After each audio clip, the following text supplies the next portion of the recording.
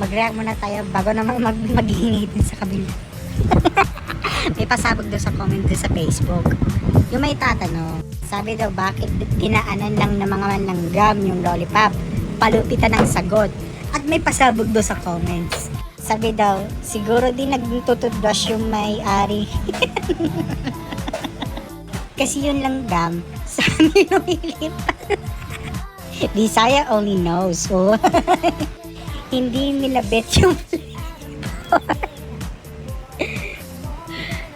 sabi daw, di nila, hinila. Hindi nila. Sabi daw, hala, sorry po Mr. Perfectionist. Sabi daw, vegetarian yung langgam. Bahong ng baba. Una lang yung matamis, sa huli mawawala na din yan. Plastic siguro yung lollipop, kaya hindi na ibabalik ang matamis nating kahapon. Hindi nilang tae yung lollipop. Amoy tae kasi bumanga ng kumain. Lumilipad kasi yung langgam. Mapili na langgam. Siguro di na sila bata kaya di na lollipop sinusubo nila.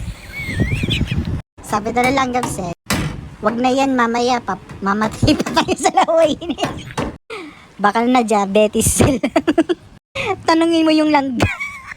Diabetic po sila daw. Sabi, pass daw. Busog daw siya. Kasi hindi na siyang kasing tamis ng dati. Gakamaigi inyong langgam.